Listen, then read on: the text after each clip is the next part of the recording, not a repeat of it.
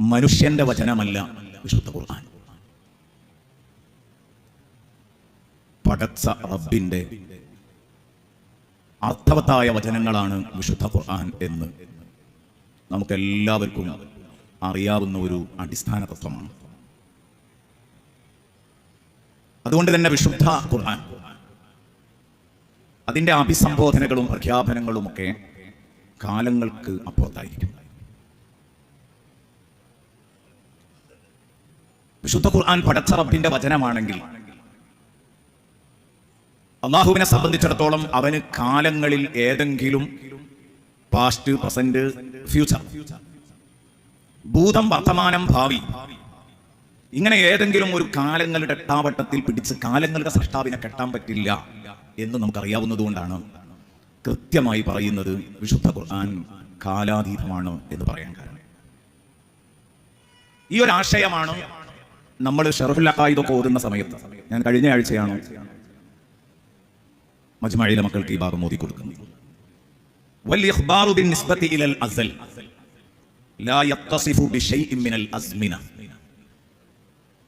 അസലിയായ കലാമിലെ പ്രഖ്യാപനങ്ങൾ, അനാദിയിലുള്ള വർത്തമാനങ്ങൾ, ഒരു കാരണവശാലും അതിനെ ഏതെങ്കിലും ഒരു കാലഘട്ടത്തിന്റെ താവട്ടത്തിൽ ഒതുക്കി നിർത്താൻ പറ്റില്ല എന്നാണ് അതിന്റെ അർത്ഥം.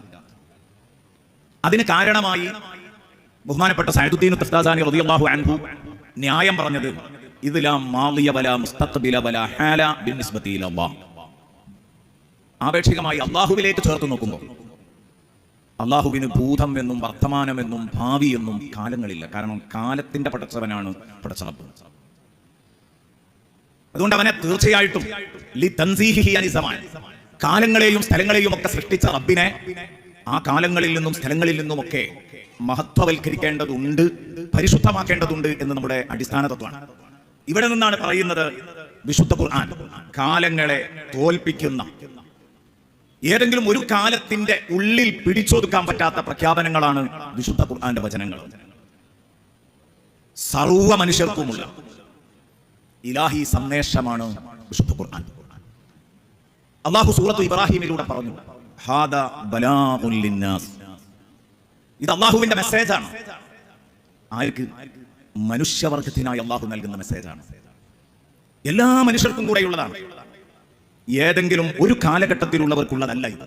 ഹാദാ ബലാഗുൻ ലിന്നാസ് വലിയുൻദറു ബിഹി വലിയഅലമു അന്നമാ ഹുവ ഇലാഹുൻ വാഹിദ് വലിയദ്ദക്കറ ഉലുൽ അൽബാബ് എന്ന് സൂറത്ത് ഇബ്രാഹിമിന്റെ 52-ാം വചനത്തിൽ അല്ലാഹു തആല നമ്മളെ പഠിപ്പിച്ചു. ഞാൻ അതിനാവശ്യമായ ഭാഗം മാത്രമേ ഊന്നൽ നൽകി സംസാരിച്ചിട്ടുള്ളൂ. എല്ലാ മനുഷ്യർക്കുമായുള്ള അല്ലാഹുവിന്റെ സന്ദേശമാണ്. ഇതെന്തുകൊണ്ടാണ് അനാദിയാണ് എന്ന് പറയാൻ കാരണം നമ്മൾ പറഞ്ഞു. അത് അള്ളാഹുവിന്റെ കലാമാണ്. അള്ളാഹുവിന് കാലമില്ല, അതുകൊണ്ട് അള്ളാഹുവിന്റെ കലാമിനും കാലമുണ്ടാവില്ല. എന്നാൽ അതൊന്നും കൂടെ ലോജിക്കായിട്ട് സമർത്ഥിക്കാൻ പറ്റുന്ന ഒരുപാട് ഉദാഹരണങ്ങളും വായനകളും വിശുദ്ധ ഖുർആനിലൂടെ തന്നെ നമുക്ക് നടത്താൻ പറ്റും. കാലങ്ങൾ മാറി മാറി വരും, കാഴ്ചപ്പാടുകളും മാറി മാറി വരും, പുതിയ സംസ്കാരങ്ങൾ രൂപം കൊള്ളും. ഒക്കെ ഇന്നത്തെ ഈ ഒരു കാലഘട്ടം വരെ നമ്മൾ ജീവിക്കുന്ന ഇന്നത്തെ ദിവസം വരെ ലോകം ഇതിന് സാക്ഷിയാണ്. തലമുറകൾ വരും പോകും, അടുത്ത തലമുറയും വരും പോകും. പക്ഷേ വിശുദ്ധ ഖുർആൻ എന്ന് പറയുന്ന അനാദിയായ കലാമ് അതെന്നും അങ്ങനെ തന്നെ തുടരും. അതിനൊരു മാറ്റവും ഉണ്ടാവില്ല. അതിന് ശറഹുൽ അഖായിദിൽ തന്നെ പറഞ്ഞ എല്ലാവർക്കും മനസ്സിലാക്കാൻ പറ്റാവുന്ന തരത്തിലുള്ള ഒരു നാടൻ ഉദാഹരണമുണ്ട്. അതെങ്ങനെയാണ് കാലത്തിന് പിടുത്തം കൊടുക്കാത്തത്? കാലത്തിൽ പലതും വരുന്നുണ്ടല്ലോ, എന്നിട്ടും അങ്ങനെ പറയാൻ പറ്റില്ല. അതൊക്കെ അതുമായി സംവദിക്കുന്ന നമ്മുടെ അവസ്ഥയാണ് ഈ മാറ്റങ്ങൾ എന്ന് പറയുന്നത്. വിശുദ്ധ ഖുർആന് മാറ്റം വരുന്നില്ല. ഒരു തൂണ്, ആ തൂണിന് ചുറ്റും കറങ്ങിക്കൊണ്ടിരിക്കുന്ന ഒരു മനുഷ്യൻ.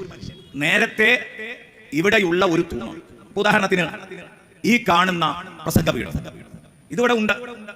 ഇതിന് ചുറ്റും കറങ്ങിക്കൊണ്ടിരിക്കുന്ന ഞാൻ ഇപ്പോൾ പ്രസംഗപീഠം എന്റെ മുമ്പിലാണ്. ഞാൻ ഇതിങ്ങനെ തവാഫ് ചെയ്യുകയാണെങ്കിൽ ഇങ്ങോട്ട് വരുമ്പോൾ അതിന്റെ ഇടതുഭാഗത്താകും. ഞാൻ തിരിഞ്ഞിങ്ങോട്ടാണ് നടക്കുന്നതെങ്കിൽ വലതുഭാഗത്താകും. ഇതിന്റെ മുമ്പിലും പിമ്പിലും വലത്തും ഇടത്തും ഒക്കെ ഞാനുണ്ടാകും. പക്ഷെ തൂണിനപ്പോഴും ഒരു മാറ്റവും ഇല്ല. അതാ നിൽക്കുന്നിടത്ത് തന്നെ ഉണ്ടാകും. സത്യത്തിൽ ഇതുമായിട്ട് ബന്ധപ്പെട്ട ആൾക്കാണ് മാറ്റങ്ങൾ വരുന്നത്. എന്നതുപോലെ അള്ളാഹുവിന്റെ കലാമിൽ ഒരു മാറ്റവും ഇല്ല. പാസ്റ്റും പ്രസന്റും ഭാവിയും ഒക്കെ വരുമ്പോൾ അതുമായി അള്ളാഹുവിന്റെ കലാമ് ബന്ധിക്കുന്നു. പക്ഷേ ആ കലാമിൽ ഒരു മാറ്റവും ഇല്ല. ഈ ബന്ധപ്പെടുന്നവർക്കാണ് സത്യത്തിൽ മാറ്റങ്ങൾ വരുന്നത്. ഇത് നമ്മൾ അള്ളാഹുവിന്റെ ഇൽമിനെ പറ്റി പഠിക്കുമ്പോഴും കലാമു നഫ്സി അതിനെപ്പറ്റിയാണല്ലോ നമ്മുടെ ചർച്ച. കലാമു നഫ്സീനെ കുറിച്ചല്ല. അത് ഈ പറഞ്ഞ വിഭാഗത്തിലല്ല പെടുന്നത് നമുക്കൊക്കെ അറിയാം. കലാമു നഫ്സിയായ കലാമിനെ കുറിച്ചാണ് നമ്മുടെ സംസാരം. അത് കാലങ്ങളെ അതിജയിക്കുന്നതാണ് എന്ന കാര്യത്തിൽ ഒരു തർക്കവും ഇല്ല. ഇനി ഇങ്ങനെയുള്ള ഒരു അനാദിയായ ഗ്രന്ഥമായതുകൊണ്ടാണ് പ്രശ്നങ്ങൾ ഏതു വന്നാലും, ചെറുതാവട്ടെ വലുതാവട്ടെ, ഏതു പ്രശ്നങ്ങൾ വന്നാലും അതിനാരോഗ്യകരമായ പരിഹാരം ഈ വിശുദ്ധ ഖുർആനിൽ ഉണ്ടാവും. ബഹുമാനപ്പെട്ട സയ്യിദുന അലി റളിയല്ലാഹു അൻഹു പറഞ്ഞു, നബി സല്ലല്ലാഹു അലൈഹി വസല്ലമ തങ്ങൾ ഒരിക്കൽ പറഞ്ഞു, നിങ്ങളിൽ ഒരുപാട് കുഴപ്പങ്ങൾ തലപൊക്കാനുണ്ടാകും. ഇന്നലെ ഇവിടെ നടന്ന സെഷനുകളിലൊക്കെ ഈ ഹദീസ് വന്നിട്ടുണ്ട്. ഞാൻ അതിന്റെ മർമ്മം മാത്രം പറയാം. ഈ പറഞ്ഞു വെച്ചതിലേക്ക് വളരെ ആപ്റ്റായ ആ മർമ്മം മാത്രം പറയാൻ വേണ്ടി വായിക്കാം. ആ പ്രതിസന്ധികളിൽ നിന്ന് അന്ന് ഞങ്ങൾക്ക് എവിടെയാണ് ഒരു മോചനം ലഭിക്കാന്ന് നബി സല്ലല്ലാഹു അലൈഹി വസല്ലമ തങ്ങളോട് സ്വഹാബത്ത് തിരിച്ചു ചോദിച്ചപ്പോൾ മുത്തുനബി പറഞ്ഞു, അള്ളാഹുവിന്റെ വിശുദ്ധ ഗ്രന്ഥം നിങ്ങളുടെ മുമ്പിൽ ഉണ്ടാവുമല്ലോ, വിശുദ്ധ ഖുർആൻ നിങ്ങളുടെ മുമ്പിൽ ഉണ്ടാവുമല്ലോ, ആ ഖുർആനിൽ എല്ലാറ്റിനും പരിഹാരം ഉണ്ടാവും. കാരണം കാലങ്ങൾക്ക് അപ്പുറത്തുള്ള ഒരുത്തൻ, സമയങ്ങൾക്കും സ്ഥലത്തും അപ്പുറത്തുള്ള ഒരുത്തൻ പറഞ്ഞ വാക്കിൽ ഇവിടെ വന്നതും കഴിഞ്ഞതും വരാൻ പോകുന്നതുമായ മുഴുവൻ കാര്യങ്ങളും പരാമർശിച്ചിട്ടുണ്ടാകും. മാത്രമല്ല അതിനുള്ള ആ പ്രശ്നങ്ങളുടെ പരിഹാരവും അവിടെ ഉണ്ടാവും. നബി സല്ലല്ലാഹു അലൈഹി വസല്ലമ തങ്ങൾ പറഞ്ഞു, ഫീഹി നബഉ മാ ഖബ്ലകും വഖബറു മാ ബഅദകും വഹുക്മു മാ ബൈനകും. എത്ര മനോഹരമായ ഒരു അവതരണമാണ് മുത്തുനബിയുടെ അവതരണം. അതിലുണ്ടെല്ലാം അല്ലേ. ഈ വിശുദ്ധ ഗ്രന്ഥം എന്ന് പറഞ്ഞാൽ ഇത് ഏതെങ്കിലും ഒരു കാലങ്ങളിൽ ഒതുങ്ങി നിൽക്കുന്ന ഗ്രന്ഥമല്ല. ഫീഹി നബഉ മാ ഖബ്ലകും, കാലം തുടങ്ങി കുറെ ഇപ്പുറത്ത് രചിക്കപ്പെട്ട ഒരു ഗ്രന്ഥമാണെങ്കിൽ അതിന്റെ മുമ്പുള്ള വിശേഷങ്ങൾ അതിൽ വരൂല. അങ്ങനെയാണ് അതിന്റെ സ്വഭാവം. അത് അറിയണമെന്നില്ല, അറിയാനുള്ള മാർഗങ്ങളില്ലെങ്കിൽ പ്രത്യേകിച്ചു. അപ്പോൾ കാലം തന്നെ ഇല്ലാത്ത ഒരു കാലത്ത് എങ്ങനെയാണ് അതിനെ ഇങ്ങോട്ട് കൂട്ടിച്ചേർക്കാൻ കഴിയുക? അവിടെയാ പറഞ്ഞത്, ഫീഹി നബഉ മാ ഖബ്ലകും വഖബറു മാ ബഅദകും വഹുക്മു മാ ബൈനകും. നിങ്ങളുടെ മുമ്പുള്ള വിവരങ്ങൾ അതിലുണ്ട്, വരാൻ പോകുന്ന കാര്യങ്ങളും അതിലുണ്ട്. നിങ്ങളുടെ മുമ്പിൽ നിങ്ങളെ കുഴക്കിക്കൊണ്ടിരിക്കുന്ന ആധുനിക പ്രശ്നങ്ങൾക്കുള്ള പരിഹാരവും വഹുക്മു മാ ബൈനകും അതും അതിലുണ്ട്. പറഞ്ഞപ്പോഴും ആ മൂന്ന് വാക്കുകളുടെയും താളം കണ്ടില്ലേ നിങ്ങൾ? കഴിഞ്ഞുപോയതിനെ കുറിച്ചുള്ള വൃത്താന്തം അതിലുണ്ട്. ഫീഹി നബഉ മാ ഖബ്ലകും, അത് നബഅാണ്. അതേസമയം വരാനുള്ളത് പ്രവചനമാണ്. അതുകൊണ്ട് പറഞ്ഞു വഖബറു മാ ബഅദകും, അതിനാ സംഭവിക്കണമെന്നില്ല ഖബറാവാൻ. വഹുക്മു മാ ബൈനകും, നിങ്ങളുടെ മുമ്പിലുള്ളതിന്റെ പരിഹാരവും അതിലുണ്ട്. മുമ്പിലുള്ളതിന് പരിഹാരമാണ് വേണ്ടത്, അതും വിശുദ്ധ ഖുർആനിലുണ്ട്. അപ്പോൾ ഭൂതവുമുണ്ട്, വർത്തമാനവുമുണ്ട്, ഭാവിയും ഉണ്ട്. എല്ലാം വിശുദ്ധ ഖുർആനിൽ അടങ്ങിയിരിക്കുന്നു എന്ന് സാരം. എല്ലാം ഉണ്ട്. അന്നും ഇന്നും എന്നും വിശുദ്ധ ഖുർആൻ പ്രസക്തമായിരിക്കും. ആത്മീയത, നിയമം, സാമൂഹികത, സാമ്പത്തികം, രാഷ്ട്രീയം, ഏതെടുത്തു നോക്കിയാലും ഇത് നമ്മൾ ഇതിലെ ഓരോ നമ്പറുകളും ഇങ്ങനെ ചർച്ച ചെയ്യാൻ തുടങ്ങിയാൽ എത്ര സമയം കിട്ടിയാലും മതിയാകില്ല. പക്ഷെ ഇവിടെ മുമ്പിൽ കൃത്യമായിട്ട് സമയം ഇങ്ങനെ കാണിക്കുന്നുണ്ട്. അപ്പൊ ആ സമയമാകുമ്പോഴേക്കും നമുക്ക് അവസാനിപ്പിക്കണം. എണ്ണി പറഞ്ഞിങ്ങനെ പോകാം. എല്ലാം വിശുദ്ധ ഖുർആനിൽ ഉൾക്കൊള്ളുന്നുണ്ട് എന്നതാണ് പ്രത്യേകത. ഇതിന്റെ സന്ദേശങ്ങൾ എല്ലായിടത്തും ഏത് കാലത്തും പ്രസക്തമായിരിക്കുമെന്നല്ലേ പറഞ്ഞത്? അമേരിക്കയിൽ വെച്ച് വിശുദ്ധ ഖുർആന്റെ ഒരു വചനം ഓതിയാൽ, ഏതു വചനം വായിച്ചാലും ആ നാടിന്റെ പരിസരത്ത് ആ വചനം പ്രസക്തമായിരിക്കും.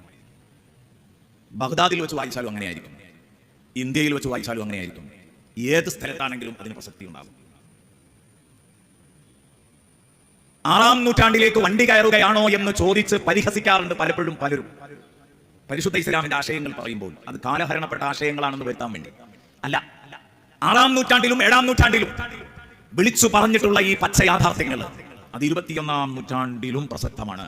പ്രസക്തമല്ലാത്ത ഒരു ഭാഗം പോലും, ഒരു വാക്ക് പോലും ഇതില് ഒരാൾക്കും എടുത്തു പറയാൻ കഴിയില്ല എന്നുള്ളതാണ്.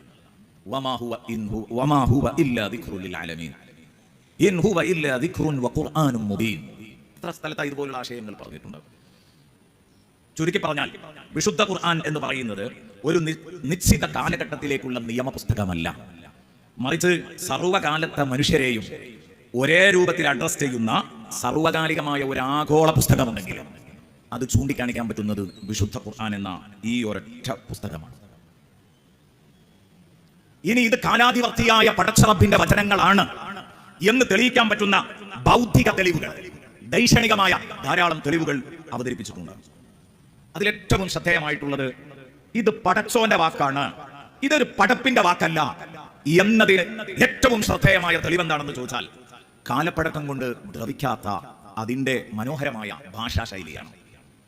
കാലങ്ങൾ ഒരുപാട് പിന്നിട്ടു, നൂറ്റാണ്ടുകൾ 14 നൂറ്റാണ്ടിലധികം പിന്നിട്ടു. ഇപ്പോഴും വിശുദ്ധ ഖുർആന്റെ ഭാഷയ്ക്ക് മങ്ങലേറ്റിട്ടില്ല. ഖുർആൻ ഉപയോഗിച്ച അറബി ഭാഷ ഇന്ന് ഉപയോഗിച്ചുകൊണ്ടിരിക്കുന്ന അറബി ഭാഷയിലെ അൽ-ലുഗത്തുൽ ഫുസ്ഹയാണ്. ഒരു തർക്കവുമില്ല, ഏറ്റവും മനോഹരമായ ഭാഷ. അതേസമയം മലയാള ഭാഷ, ഇംഗ്ലീഷ് ഭാഷ, ഏത് ഭാഷ എടുത്തു നോക്കിയാലും ഇപ്പൊ നമ്മൾ നമുക്ക് തിരിയുന്ന ഒരു പശ്ചാത്തലത്തിൽ നിന്ന് പറയുമ്പോൾ ഒരു 50 കൊല്ലം മുമ്പുള്ള ഒരു പത്രം നമ്മൾ എടുക്കുക, അല്ലെങ്കിൽ ഒരു 25 കൊല്ലം മുമ്പുള്ള ഒരു പത്രം, ഒരു മലയാള പത്രം എടുക്കുക. ആ മലയാള പത്രത്തിലെ വാർത്തയൊന്ന് വായിക്കാം.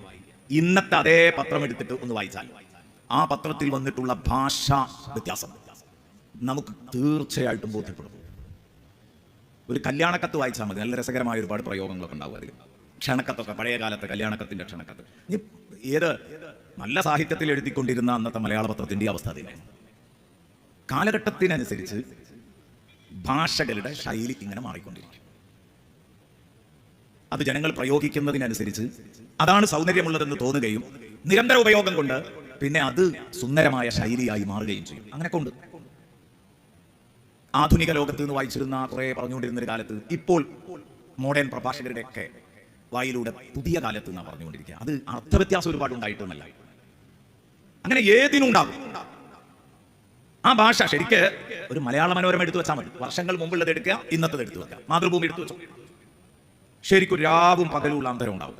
ഇതൊക്കെ കാണിക്കാൻ കൃത്യമായിട്ട് അങ്ങനത്തെ ഒരു സാധനം എടുത്തിട്ട് കാണിക്കുകയാണെങ്കിൽ വേഗം മനസ്സിലാവും. ഞാൻ പറഞ്ഞല്ലോ, അങ്ങനെ ഉദാഹരണങ്ങൾ പറയാൻ പറ്റിയ സമയമല്ല, നിങ്ങൾ തന്നെ വായിച്ചു നോക്കിയാൽ മതി. ഇനി നമ്മുടെയൊക്കെ തന്നെ പ്രസിദ്ധീകരണങ്ങളൊക്കെ, പഴയ കാലത്തെ പ്രസിദ്ധീകരണങ്ങളും ഇപ്പോഴത്തെ പ്രസിദ്ധീകരണങ്ങളൊക്കെ ഒന്ന് വായിച്ചു നോക്കിയാൽ ഭാഷയിൽ വന്ന ചേഞ്ച് മനസ്സിലാവും. ഇതേ ചേഞ്ച് അറബി ഭാഷക്കും വരൂലേ? വരും, എല്ലാ ഭാഷക്കും. പക്ഷേ ഇപ്പോഴും അറബി ഭാഷയിൽ ഫസീഹായി ഉപയോഗിക്കുന്ന ഭാഷ ഏതാണോ അത് ഖുർആന്റെ ഭാഷ തന്നെയാണ്, ഒരു വ്യത്യാസമില്ല. ഈ ഖുർആന്റെ ഭാഷ അറിയുന്ന ആൾക്ക്, ഈ ഫസീഹായ ഭാഷ അറിയുന്ന ഒരാൾക്ക് ഈ അറബി പത്രം അതിൽ വന്നിരിക്കുന്ന കാര്യങ്ങളും അറിയും. അല്ലെങ്കിൽ അത് വായിക്കാൻ കഴിയുന്നവൻ ഈ ഖുർആൻ വായിച്ചാൽ അറിയും. അതാണ് സത്യം. പിന്നെ അറിയാത്തവരുണ്ടെങ്കിൽ അത് ഭാഷാ പരിജ്ഞാനം വേണ്ടത്ര ഇല്ലാത്തത് കൊണ്ടാണ്. ഭാഷാ പരിജ്ഞാനം ഇല്ലാത്തത് കൊണ്ടുണ്ടാകുന്ന ദുരന്താണ്. അവിടെ മാറ്റങ്ങളില്ല. ഇപ്പോഴും ആ ഭാഷക്ക് ഇനി ഒന്നും വേണ്ട, ആ പത്രഭാഷയും ഖുർആന്റെ ഭാഷയും കൂടെ നോക്കിയാൽ കൂടുതൽ സാഹിത്യം നമുക്ക് കാണാൻ കഴിയുക ഖുർആന്റെ ഭാഷയില്ല. അപ്പോഴും അതിന് കാലപ്പഴക്കം കൊണ്ട് അത് ദ്രവിക്കല്ല, അതിന് മങ്ങലേൽക്കല്ല, അത് ഒന്നും കൂടെ ഉഷാറായി നിൽക്കാം. പത്രഭാഷ അത്ര ഉഷാറുണ്ടാവില്ല, അറബി. ഖുർആന്റെ ഭാഷക്ക് തിളക്കം കൂടുതൽ ഉണ്ടാവുക. അപ്പോൾ അതൊരു വലിയ തെളിവാണ് ഇത് അള്ളാഹുവിന്റെ വചനമാണ് എന്നതിന്.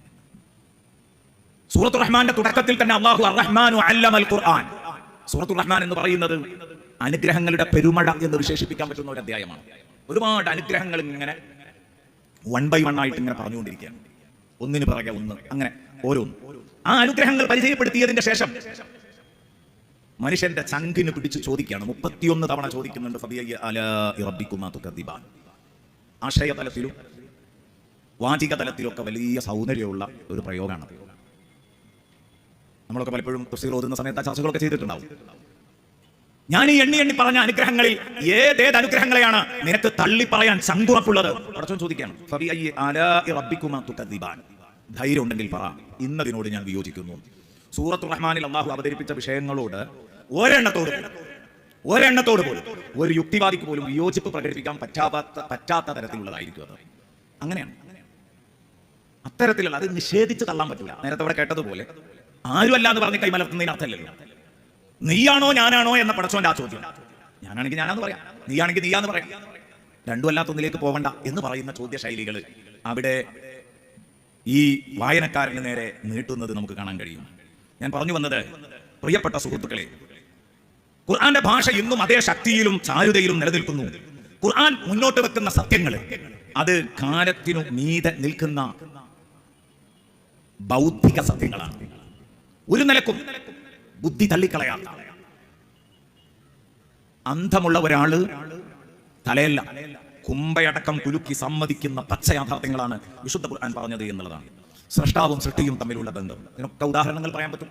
നീതി, സത്യം, കാരുണ്യം, ആർദ്രത, സഹതാപം, മനുഷ്യപ്പറ്റ്, സ്ത്രീ ശാക്തീകരണം, ഈ വിഷയങ്ങൾ ഏതെടുത്താൽ ഉത്തരവാദിത്ത ബോധം, ഇവയൊക്കെ മനുഷ്യൻ എപ്പോഴും എവിടെയും വാചാലമായി ചോദിച്ചുകൊണ്ടിരിക്കുന്ന ചോദ്യങ്ങളാണ്. എന്നാൽ അവക്കെല്ലാം കൃത്യമായ ആരോഗ്യകരമായ ഒരു മറുപടി കണ്ടെത്താനാവുന്നുണ്ടെങ്കിൽ അത് വിശുദ്ധ ഖുർആനിലായിരിക്കും. അതൊരു അത്ഭുതമല്ലേ? മനുഷ്യൻ എത്ര മാറുമെന്ന് ഞാൻ നേരത്തെ പറഞ്ഞു. അവിടെയൊന്നും ഈ മൂല്യങ്ങൾക്ക് മാറ്റം സംഭവിക്കുന്നില്ലേ?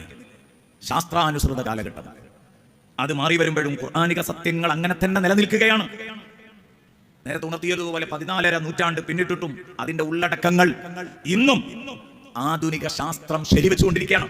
ഇത് വിശുദ്ധ ഖുർആൻ കാലാതിവർത്തിയായ റബ്ബിന്റെ വചനങ്ങളാണ് എന്നതിന്റെ മറ്റൊരു തെളിവാണ്. ഭ്രൂണശാസ്ത്രം വിശുദ്ധ ഖുർആൻ പറയുന്ന എല്ലാം സൂചിപ്പിച്ചു പോകാം. ഇതൊക്കെ നിങ്ങൾ പല തവണ വായിച്ചതും കേട്ടതുമാണ്. ഞാൻ ഇതിന്റെ തെളിവുകൾ മാത്രം പറയുന്നു. ഇത് മാത്രം വായിച്ചിട്ട് അത്ഭുതപ്പെട്ട മൊറീസ് ബുഖാരിയുടെ കഥയൊക്കെ നിങ്ങൾക്കറിയാം. ഇത് മാത്രം വായിച്ചിട്ട് അത്ഭുതപ്പെട്ടതാണ്. അതിൽ സൂറത്തുൽ മുഅ്മിനൂനൊക്കെ അവതരിപ്പിച്ച ആ ഭ്രൂണശാസ്ത്രത്തിന്റെ വിവിധ ഘട്ടങ്ങളെ കുറിച്ച് അറിയാം. ഇനി ഇതും എന്നാണ് വിളിച്ചു പറയുന്നത് എന്നതിലാണ് നമുക്ക് ഏറ്റവും അത്ഭുതം. ആർത്തവരക്തം കട്ടപിടിച്ച കുട്ടിയുണ്ടാകുന്നത് എന്ന് സിദ്ധാന്തിച്ചുകൊണ്ടിരിക്കുന്ന പുതിയ സയൻസിന് മുമ്പിലാണ്, അല്ലെങ്കിൽ അന്നത്തെ കാലത്ത് പഴക്കമുള്ള സയൻസ് അരിസ്റ്റോട്ടലിന്റെ തത്വം, ആർത്തവരക്തം കട്ടപിടിച്ച കുട്ടി ഉണ്ടാകുന്നത് പുരുഷന്റെ ബീജമല്ല കുഞ്ഞായി മാറുന്നത്. അതായിരുന്നു അന്നത്തെ ശാസ്ത്രം. ഖുർആൻ ഇറങ്ങുമ്പോഴുള്ള ശാസ്ത്രം അതാണ്. ഖുർആൻ ഇറങ്ങി 1000 കൊല്ലം വരെ ആ ശാസ്ത്രമാണ്. ഖുർആൻ ഇറങ്ങി 1400 ചില്ലാനും വർഷമായി എങ്കിൽ 1000 കൊല്ലം വരെ 4 നൂറ്റാണ്ടായിട്ടുള്ളൂ പ്രിയപ്പെട്ടവരെ. പുരുഷ ബീജവും ഉമ്മയുടെ അണ്ഡവും കൂടെ ചേർന്നിട്ടാണ് കുഞ്ഞുണ്ടാകുന്നത് എന്ന് കണ്ടെത്തിയിട്ട് ശാസ്ത്രം അത് സംബന്ധിച്ചിട്ട് അത്രേ ആയിട്ടുള്ളൂ. ഇത് നിങ്ങൾക്ക് പരിധിയാൽ മനസ്സിലാകും. അന്നാണ് വിശുദ്ധ ഖുർആൻ ഇത് പറഞ്ഞത്. അന്ന് ഖുർആനെ മക്കാറാക്കിയവരുണ്ടാകും, പരിഹസിച്ചവരുണ്ടാകും. അന്ന് അവിടെയൊന്നും ഒരു ക്ഷീണവുമില്ലാതെ തളർച്ചയുമില്ലാതെ അതേ കാര്യങ്ങൾ തന്നെ വിളിച്ചു പറഞ്ഞുകൊണ്ടിരുന്നു. ബഹുമാനപ്പെട്ട ഇമാം റാസി റളിയല്ലാഹു അൻഹു, ബഹുമാനപ്പെട്ടവർ പറയുന്നുണ്ട്, വിശുദ്ധ ഖുർആന്റെ ആ ഒരു സന്ദേശം പുരുഷന്റെ ശുക്ലമാണ് കുഞ്ഞായി മാറുന്നത് എന്ന് പറഞ്ഞിരുന്നെങ്കിൽ നമുക്ക് അത്ഭുതപ്പെടാൻ ഒരു പക്ഷേ വകയുണ്ടെന്ന്. പക്ഷേ അതുമല്ല ഖുർആൻ പറഞ്ഞത്. അലം യകുനു തുഫതം മിൻ മനിയ്യിൻ യുംന, ഒരു തവണ സ്രവിക്കുന്ന ശുക്ലത്തിലെ ഒരു ബീജഗണമായിരുന്നില്ലേ? അവിടെയാണ് നുതുഫതൻ എന്ന് പറഞ്ഞതിന്റെ പ്രസക്തി. ഒരു ബീജഗണം, ഒരു തവണ സ്കലിക്കുന്ന ശുക്ലം മുഴുവനും കുഞ്ഞായി മാറുന്നില്ല. അതിലെ ഒരു ബീജഗണം മാത്രമാണ് കുഞ്ഞായിട്ട് രൂപപ്പെടുന്നത്. ഇമാം റാസി റളിയല്ലാഹു അൻഹു പറയാം, ആ നുതുഫതൻ എന്ന് പറഞ്ഞതിനെയാണ് നമ്മൾ അണ്ടർലൈൻ ചെയ്യേണ്ടത്. അതിനാണ് അടിവരയിടേണ്ടത്. കാരണം അത് വല്ലാത്തൊരു സംഗതിയാണ്. നഗ്നനേത്രം കൊണ്ട് കാണാൻ പറ്റാത്ത ആ ഒരു യാഥാർത്ഥ്യമാണെന്ന് വിളിച്ചു പറഞ്ഞത് ആര്? മുഹമ്മദ് റസൂലുള്ളാഹി. അതും ആടുമേച്ച് നടന്നുകൊണ്ടിരുന്ന സയ്യിദുനാ റസൂലുള്ളാഹി സ്വല്ലല്ലാഹു അലൈഹി വസല്ലം. ഇതെങ്ങനെ നമ്മുടെ ഭാഷയിലല്ല പറഞ്ഞത്, ശത്രുക്കളുടെ ഭാഷയിൽ വേണമെങ്കിൽ അങ്ങനെ പറയാം. നബി സല്ലല്ലാഹു അലൈഹി വസല്ലം തങ്ങളെ ആടുമേച്ച റസൂലുള്ളാഹി എന്ന് പറഞ്ഞിട്ട് ചെറുതാക്കാൻ വേണ്ടിയല്ല പറഞ്ഞത്, വലുതാക്കാൻ വേണ്ടി പറയാം. ഇമാം റാസി റളിയല്ലാഹു അൻഹു പറയുന്നുണ്ട്, ഉമ്മിയത്ത് നമുക്ക് മാനക്കേടാണ്, അപമാനമാണ്. ഉമ്മിയത്ത് നമുക്ക് ഐബാണ്. പക്ഷേ വലാകിന്നഹാ ശറഫുൻ ലിറസൂലില്ലാഹി സ്വല്ലല്ലാഹു അലൈഹി വസല്ലം, മുത്തുനബിക്ക് അത് ഔന്നിത്യമാണ്. അതെന്താ? ABCD പോലും പഠിച്ചിട്ടില്ലാത്ത ഒരാള് യൂണിവേഴ്സിറ്റി VC ആയി എന്ന് കേൾക്കുമ്പം ഒന്ന് അന്തിച്ചു നിൽക്കാത്ത ഒരാളുണ്ടാവില്ല. ഇയാൾ എവിടെ നിന്നാണ് ഈ വിദ്യാഭ്യാസം എല്ലാം നേടിയെടുത്തത് എന്ന് സംശയിക്കും. അവിടെയാണ് അള്ളാഹുവിന്റെ വചനം തന്നെ എന്ന് തെളിയുന്നത്. അവിടെയാണ്. കാരണം നബി സല്ലല്ലാഹു അലൈഹി വസല്ലമ തങ്ങളാണ് ഇത് അവതരിപ്പിച്ചതെങ്കിൽ മുത്തുനബിക്ക് അതിനുള്ള ഒരു സാധ്യത തന്റെ പരിസരത്തിലില്ല. മുത്തുനബിയുടെ പരിസരത്ത് അതിനൊരു സാധ്യതയില്ല. എഴുതിയിട്ടില്ല, വായിച്ചിട്ടില്ല, ഒരു ഓത്തുപള്ളിയിൽ പോയിട്ടില്ല, ഒരു അധ്യാപകന്റെ മുമ്പിൽ ചമ്രം പടിഞ്ഞിരുന്ന് പഠിക്കാൻ ശ്രമിച്ച ഒരു അനുഭവം ഒരാൾക്കും പറയാനില്ല. 40 കഴിഞ്ഞിട്ടൊരു സുപ്രഭാതത്തിൽ കാര്യങ്ങൾ വിളിച്ചു പറയുന്നു. അത് കാലങ്ങളെ അതിജയിക്കുന്ന, കാലങ്ങളുടെ അപ്പുറത്തുള്ള, ഇങ്ങോട്ട് വായിക്കുമ്പോൾ കാലങ്ങളെ തോൽപ്പിക്കുന്ന വലിയ വലിയ പ്രഖ്യാപനങ്ങൾ ആ ഹബീബ് സല്ലല്ലാഹു അലൈഹി വസല്ലം വിളിച്ചു പറഞ്ഞു. അവിടെ തന്നെ അറിയാം ഇത് പടച്ച റബ്ബിന്റെ ഇടപെടലാണ്. നബി സല്ലല്ലാഹു അലൈഹി വസല്ലം തങ്ങൾ സത്യസന്ധനായ പ്രവാചകനാണെന്നതിന് അതിലും വലിയ തെളിവ് മറ്റൊന്നുമില്ല എന്നാണ്. അതാണ് ഇമാം ബുസ്രി റളിയല്ലാഹു അൻഹു പറഞ്ഞത്, കഫാക ബിൽ ഇൽമി ഫിൽ ഉമ്മിയ്യി മുഅ്ജിസതൻ ഫിൽ ജാഹിലിയ്യതി വതഅദീബി ഫിൽ യുത്മി. നബിയെ തങ്ങളുടെ പരന്നു കിടക്കുന്ന അറിവ്, അതാ ഞാൻ പറഞ്ഞത്. ഈ ഭ്രൂണശാസ്ത്രം മൊറീസ് ബുഖാരി അത്ഭുതപ്പെടുത്തിയെങ്കിൽ അതിന്റെ കാരണം അത് അത്ഭുതപ്പെടുത്താൻ മാത്രം വകുപ്പുള്ളത് കൊണ്ടാണ്. ഇങ്ങനെയുള്ള ഒരാൾ എവിടെ നിന്ന് പറഞ്ഞു ഇത് എന്നതൊരു ചോദ്യമാണ്. കാരണം ഇത് കിട്ടാനുള്ള ഒരു പരിസരവും ആ ജീവിതത്തിൽ ഇല്ല. ആ 40 വയസ്സ് കാലയളവിൽ കാണുന്നില്ല. തന്റെ പരിചയക്കാരൊരാൾ അതുമില്ല. അങ്ങനെ ആരോപിക്കപ്പെട്ടിരുന്ന ആളുകളൊക്കെ അതിലൊക്കെ പരാജയപ്പെടുത്തുകയാണല്ലോ ചെയ്തത്. അങ്ങനെ ആരോപണം ഉന്നയിച്ചിട്ടുണ്ട്. പക്ഷെ അതിലൊക്കെ പരാജയപ്പെട്ടു പോയാൽ അവരൊന്നും അറബികളല്ല. എല്ലാ അർത്ഥത്തിലും ശുദ്ധമായ അറബിയിൽ, അതും തന്നെ ലോകത്ത് അന്ന് വരെ തെളിയിച്ചിട്ടില്ലാത്ത, പിൽക്കാലത്ത് ശാസ്ത്രം ശരിവെക്കാൻ പോകുന്ന ഇതുപോലുള്ള വിഷയങ്ങളൊക്കെ വിളിച്ചു പറഞ്ഞു എന്നതാണ്. അത് തീർച്ചയായിട്ടും നമ്മെയും ആലോചിപ്പിക്കുന്ന ഒരു വിഷയമാണ്. അവിടെയാണ് ഇത് കാലങ്ങളുടെ അപ്പുറത്ത് സംവദിക്കുന്ന ഒരു ഗ്രന്ഥമാണ് എന്ന് ബോധ്യപ്പെടുന്നത്. പിന്നെ പ്രപഞ്ചത്തിന്റെ വികസനം, ഇത് 20-ാം നൂറ്റാണ്ടിലാണ് കണ്ടെത്തുന്നത്. നമ്മൾ 21-ാം നൂറ്റാണ്ടിലാണ്. പ്രപഞ്ച വികസനം, പ്രപഞ്ചം വികസിച്ചുകൊണ്ടിരിക്കുന്നു എന്ന ആശയം കണ്ടെത്തിയത് അവിടെയാണ്. ഇതിലേക്ക് സൂചനയായിട്ട് ആ ഒരു വികസിക്കുന്ന പ്രപഞ്ചം എന്നത് 20-ാം നൂറ്റാണ്ടിലാണ് കണ്ടെത്തിയത്, ഈ സിദ്ധാന്തം തെളിയിച്ചത്. എങ്കിൽ അത് അന്ന് തന്നെ വിശുദ്ധ ഖുർആൻ സൂറത്തു ദാരിയാത്തിയുടെ 47-ാം വചനത്തിലൂടെ വഇന്നാ ലമുസിഊൻ എന്ന് പറഞ്ഞ പ്രയോഗത്തിലൂടെ പറഞ്ഞു വെച്ചിട്ടുണ്ട്. പ്രപഞ്ചത്തെ നാം വികസിപ്പിച്ചുകൊണ്ടിരിക്കുന്നു എന്നുള്ളത്. വാനലോകത്തെ വികസിപ്പിച്ചുകൊണ്ടിരിക്കുന്നു എന്നതിലേക്ക് സൂചനകൾ നൽകിയിട്ടുണ്ട്. കഴിയുന്നില്ല. പ്രപഞ്ചോൽപത്തിയെക്കുറിച്ച് വിശുദ്ധ ഖുർആന്റെ പ്രയോഗം കണ്ടാൽ നമുക്ക് ബോധ്യപ്പെടും. അവിടെ പ്രപഞ്ചോൽപത്തിയെക്കുറിച്ച് പല കാഴ്ചപ്പാടുകളുണ്ടെങ്കിലും ഏകദേശം ഇന്ന് മഖ്ബൂലായിട്ട് സ്വീകാര്യമായിട്ടുള്ളത് ബിഗ് ബാങ് തിയറിയാണ്. ഇത് നമ്മൾ എപ്പോഴും കേൾക്കുന്നതാണ്. അവലം യറല്ലദീന കഫറു അന്ന സമാവാതി വൽ അർദ് കാനതാ റത്ഖൻ ഫഫതഖ്നാഹുമാ. ആകാശവും ഭൂമിയും രണ്ടും ഒന്നായി ഒട്ടിപ്പിടിച്ച് കിടക്കുന്ന പിണ്ഡമായിരുന്നു.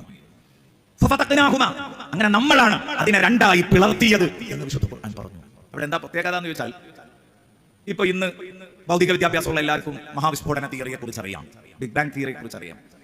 അങ്ങനെ ഒരു പൊട്ടിത്തെറി നടന്നു എന്നും അങ്ങനെ പ്രപഞ്ചം ഉണ്ടായി എന്നൊക്കെ പറഞ്ഞാൽ അതിന്റെ പിന്നിൽ പ്രവർത്തിച്ചവരാരാണ് എന്നവിടെ ചർച്ചയില്ല. വിശുദ്ധ ഖുർആൻ അങ്ങനെയാണ്. അതുകൊണ്ടാണ് ഞാൻ നേരത്തെ ഓതി വെച്ച സൃഷ്ടിച്ച സൃഷ്ടാവിന്റെ നാമത്തിൽ വായിച്ചോളണം എന്ന് പറഞ്ഞത്. സൃഷ്ടാവിന്റെ പേരിൽ വായിക്കുമ്പോഴേ വായന കൃത്യമാവുള്ളൂ. അല്ലെങ്കിൽ ബിഗ് ബാങ് തിയറി ഉണ്ടെന്നേ കിട്ടുള്ളൂ. ശാസ്ത്രം പഠിച്ചവനെ മഹാവിസ്ഫോടന തിയറി അറിയുള്ളൂ. പക്ഷേ ഈ മഹാവിസ്ഫോടനത്തിന്റെ പിന്നിൽ പ്രവർത്തിച്ച ചാലക ശക്തി ആരാണ്, അത് അള്ളാഹു ആണെന്ന് അറിയണമെങ്കിൽ ബിസ്മി റബ്ബിക്കല്ലദീ ഖലഖ്, നിന്നെ സൃഷ്ടിച്ച സൃഷ്ടാവിന്റെ നാമത്തിൽ വായിക്കണം. അപ്പോഴേ ആ അള്ളാഹുവിനെ കണ്ടെത്താൻ പറ്റുള്ളൂ എന്നല്ല. നോക്കൂ നിങ്ങൾ, വിശുദ്ധ ഖുർആൻ ഇങ്ങനെ മുന്നോട്ട് വെച്ച, ഇനി ഈ ഖുർആൻ അനാദിയാണെന്ന് തെളിയിക്കാൻ പറ്റിയ, കലാതീതമാണെന്ന് തെളിയിക്കാൻ പറ്റിയ മറ്റൊരു സംഭവം കൂടെയാണ് കേട്ടോ മനുഷ്യവചനങ്ങളൊക്കെ. ഇന്നലെയും ഇവിടെ പരാമർശിച്ചു പോയിട്ടുണ്ട്. ഞാനും ഇവിടെ ഒരു ശ്രോതാവായി ഉണ്ടായിരുന്നതുകൊണ്ട് അത് സൂചിപ്പിക്കാൻ പറ്റും. എത്ര വായിച്ചാലും മടുക്കാത്ത ഒരു ഗ്രന്ഥം, അലസതയുണ്ടാക്കാത്ത ഗ്രന്ഥം. വായനയുടെ ആവർത്തനം വിരസത ഉണ്ടാക്കാതിരിക്കുന്നുണ്ടെങ്കിൽ അത് വിശുദ്ധ ഖുർആനിൽ മാത്രം സാധ്യമാകുന്ന ഒരു കേസാണ്. മനുഷ്യവചനാണെങ്കിൽ മടുക്കുന്നുള്ളത് ഉറപ്പാണ്. എത്ര തവണ വായിച്ചാലും മടുപ്പ് വരില്ല. അതുകൊണ്ടാണ് ഇഖ്റ ബിസ്മി റബ്ബിക്കല്ലദീ ഖലഖ് എന്നതിൽ ഇഖ്റ 2 തവണ ആവർത്തിച്ചത്. ഇഖ്റ ബിസ്മി റബ്ബിക്കല്ലദീ ഖലഖ് ഖലഖൽ ഇൻസാന മിൻ അലഖ്. ഞാൻ നേരത്തെ പറഞ്ഞ ഒരു വിഷയം കൂടെ അവിടെ സൂചിപ്പിക്കട്ടെ. ഭ്രൂണശാസ്ത്രം നബി സല്ലല്ലാഹു അലൈഹി വസല്ലമ തങ്ങൾ എവിടെ നിന്നൊക്കെയോ ആരുടെ അടുത്തു നിന്നൊക്കെയോ കോപ്പി അടിച്ച് പറഞ്ഞതാണെന്ന് മനസ്സിലാക്കരുത്.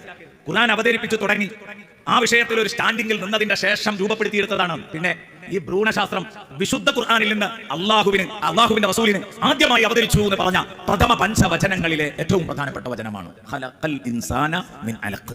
ഭ്രൂണത്തിൽ നിന്ന് മനുഷ്യനെ പഠിച്ചത്. അതിൽ തന്നെ ഭ്രൂണശാസ്ത്രം വിളിച്ചു പറഞ്ഞുകൊണ്ടാവുന്നത്.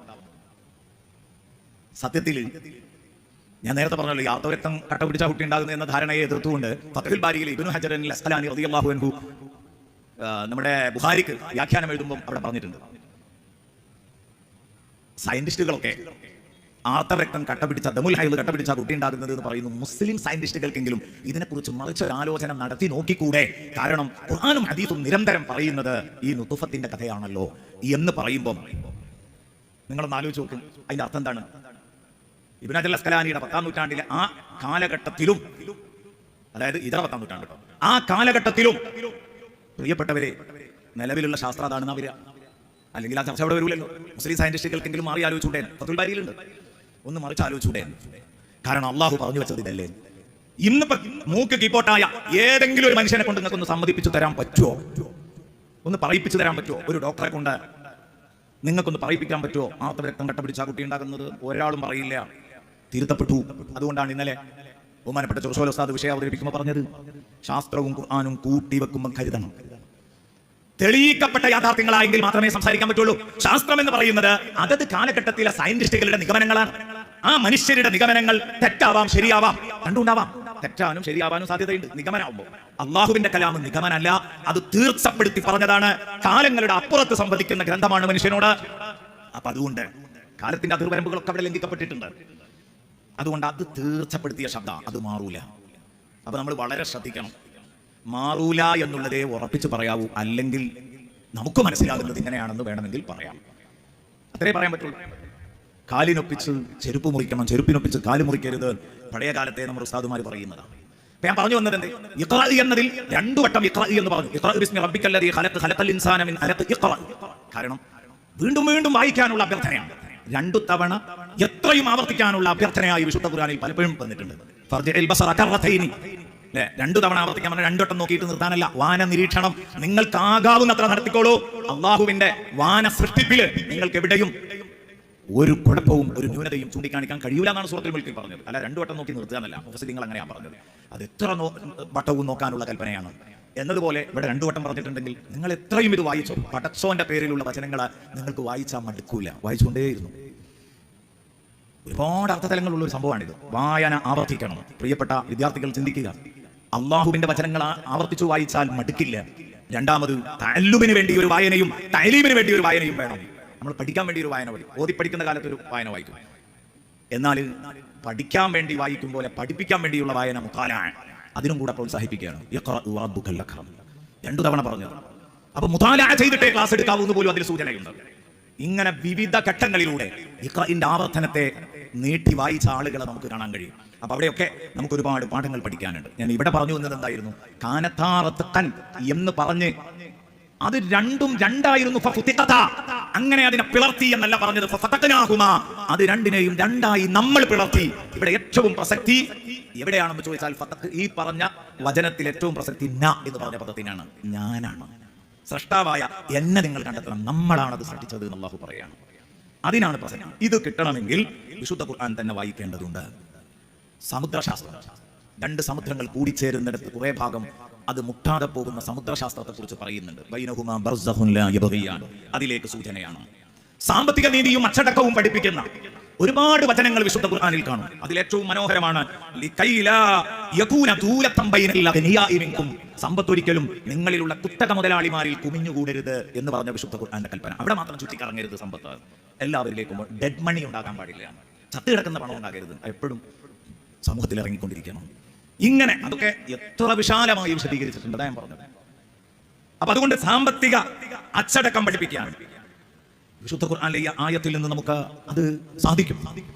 ഈ സിദ്ധാന്തങ്ങൾ ഇന്നത്തെ മനുഷ്യാവകാശ പ്രഖ്യാപനങ്ങളുടെ നട്ടെല്ലുകളാണ്. അതൊക്കെ നമുക്ക് വിശുദ്ധ ഖുർആനിലേക്ക് ചേർത്തി വായിക്കാൻ പറ്റും.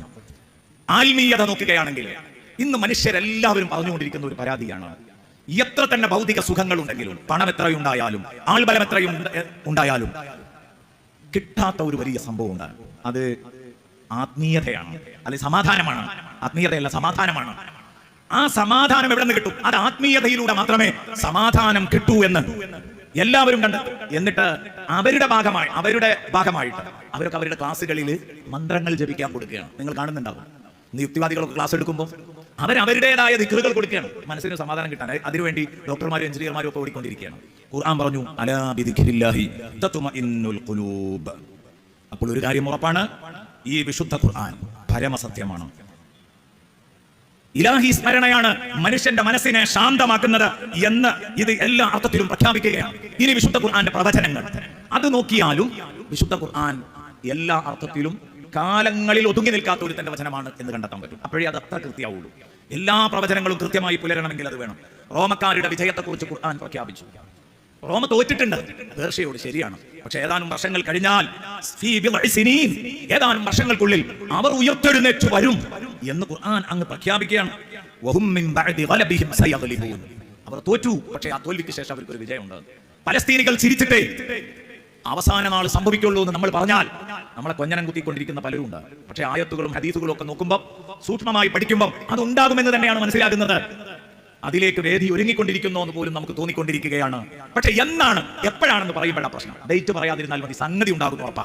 പക്ഷെ ഇന്ന് അത് പറഞ്ഞാൽ ആകെ തകർന്നു കിടക്കുന്ന ഒരു രാജ്യം, എല്ലാ ശക്തിയും കഴിവും കരുത്തുമുള്ള ഒരു രാജ്യത്തോട് ഏറ്റുമുട്ടി ജയിക്കാൻ പോകുന്നു എന്ന് പറഞ്ഞാൽ ആരെങ്കിലും അത് സമ്മതിക്കോ? എന്നതുപോലെയാണ് തകർന്നു കിടക്കുന്ന റോമയെ നോക്കിയിട്ടാണ് വിശുദ്ധ ഖുർആന്റെ പ്രവചനം മുത്തുനബി നടത്തിയത്. റോമ തോറ്റിരിക്കുന്നു, സംഗതി ശരിയാണ്. പേർഷ്യയിൽ വെച്ച് അവർ തോറ്റതിനെ കുറിച്ച് വിശുദ്ധ ഖുർആൻ പറഞ്ഞു, പക്ഷേ ആ തോൽവിക്ക് ശേഷം അവർക്ക് ഒരു വിജയം വരാനുണ്ട്. ഏതാനും വർഷങ്ങൾക്കുള്ളിൽ. അവിടെയല്ലേ അബൂബക്കർ സിദ്ദീഖ് റളിയല്ലാഹു അൻഹു അതിൽ ശത്രുക്കളുമായി മത്സരിക്കുന്നത്? ഉറപ്പുണ്ടോ എന്നറിയാൻ വേണ്ടി അവരോട് പന്തയത്തിന് തയ്യാറാണോ എന്ന് ചോദിക്കുന്നത്. എന്നിട്ട് ഇത്രാമത്തെ വർഷത്തിൽ എന്ന് പറയാൻ പറ്റുമോ എന്ന് ചോദിച്ചപ്പോൾ അത് ഖുർആൻ പറയാത്തത് കൊണ്ട് ഇത്ര എന്ന് നിർണയിച്ചു പറയാൻ പറ്റില്ല, എന്റെ ഹബീബിനോട് ചോദിച്ചിട്ട് വേണമെങ്കിൽ പറയാമെന്ന് പറഞ്ഞു. മുത്തുനബി സല്ലല്ലാഹു അലൈഹി വസല്ലം ഫീ സബ്ഇ സിനീൻ എന്ന് തിരിച്ചു പറഞ്ഞോളൂ എന്ന് പറഞ്ഞപ്പം 7ാമത്തെ കൊല്ലം റോമ ജയിക്കുകയും ചെയ്തു. ഈ പ്രവചനം പുലർന്നിട്ടുണ്ടെങ്കിൽ ഇത് അള്ളാഹുവിന്റെ കലാമാണെന്നതിന്റെ തെളിവാണ്. അള്ളാഹു അതിന് കാരണവും പറഞ്ഞു, ലില്ലാഹിൽ അംറു വമിൻ ഖബ്ലു വമിൻ ബഅദ്. അന്നും ഇന്നും എന്നും അധികാരം അള്ളാഹുവിന്റെ അടുത്താണ്. അള്ളാഹുവാണ് ജയപരാജയങ്ങൾ തീരുമാനിക്കുന്നത്. അങ്ങനെ ഒരു വമ്പിച്ച വിജയം മുഅ്മിനീങ്ങൾക്ക് വരാൻ പോകുന്നുണ്ട്. വന്നു കഴിഞ്ഞാൽ അന്ന് വിശ്വാസികൾ ആഹ്ലാദിക്കുക തന്നെ ചെയ്യും. എല്ലാം മറന്നുകൊണ്ട് ആഹ്ലാദിക്കുക തന്നെ ചെയ്യും. എന്റെ പ്രിയപ്പെട്ട സുഹൃത്തുക്കളെ, ഞാൻ നീട്ടുന്നില്ല, അവസാനിപ്പിക്കുകയാണ്. എൻ്റെ സമയം കഴിഞ്ഞു, ഞാൻ അവസാനിപ്പിക്കുന്നു. വിശുദ്ധ ഖുർആൻ ഇതിൽ വൈരുദ്ധ്യങ്ങൾ കാണാൻ പറ്റില്ല, വൈരുദ്ധ്യങ്ങൾ കാണാൻ പറ്റില്ല. ഒരു മനുഷ്യനും സ്വാഭാവികമായി അറിയാത്ത കാര്യങ്ങളാണ് അതിലുള്ളത് എന്നതാണ് അതിൻ്റെ ഏറ്റവും വലിയ പ്രത്യേകത. ബഹുമാനപ്പെട്ട കുറ്റമ്പറ ഉസ്താദ് എത്തി, അൽഹംദുലില്ലാഹ്. പ്രിയപ്പെട്ടവരെ, അതുകൊണ്ട് ആ കാലത്ത് ഒരിക്കലും അറിഞ്ഞിരിക്കാൻ സാധ്യതയില്ലാത്ത വിഷയങ്ങളെ തലനാരിഴ കീറി ചർച്ച ചെയ്തു എന്നത് വലിയൊരു അത്ഭുതം തന്നെയാണ്. മനുഷ്യ വികസനം അതിൻ്റെ ദിശയിലേക്ക് കാലങ്ങളെ നയിക്കുന്ന ഗ്രന്ഥമാണ് വിശുദ്ധ ഖുർആൻ. കാലം വിശുദ്ധ ഖുർആനെ നയിക്കില്ല, കാലങ്ങളെ വിശുദ്ധ ഖുർആൻ നയിക്കുകയാണ് ചെയ്യുന്നത് എന്ന തിരിച്ചറിവ് നമുക്കുണ്ടെങ്കിൽ എല്ലാം റെഡിയായി. ചുരുക്കത്തിൽ ഇത് ഒരുപാട് പുസ്തകങ്ങളുടെ കൂട്ടത്തിൽ വേറെ ഒരു പുസ്തകമല്ല വിശുദ്ധ ഖുർആൻ, മറിച്ച് വേറിട്ട ഒരു പുസ്തകമാണ് വിശുദ്ധ ഖുർആൻ. വേറിട്ട ഒരു പുസ്തകമാണ്, അതും അനാദിയായ പടച്ചറപ്പിന്റെ ആരുറപ്പുള്ള വചനങ്ങൾ. അതാണ് വിശുദ്ധ ഖുർആൻ. സ്വദഖല്ലാഹുൽ അലിയ്യുൽ അദീം وصدق وبلغ رسوله النبي الكريم ونحن على ذلك من الشاهدين الشاكرين والحمد لله رب العالمين. ഇത് തന്നെയാണ് വിശുദ്ധ ഖുർആൻ ദാലിക്കൽ കിതാബു ലാ റൈബ ഫീഹി എന്ന് പറഞ്ഞത്. ഇത്രമാത്രം പറഞ്ഞുകൊണ്ട് തൽക്കാലം സമയപരിമിതി കൊണ്ട് അവസാനിപ്പിക്കുന്നു. അസ്സലാമു അലൈക്കും വറഹ്മത്തുള്ളാഹി വബറകാതുഹു.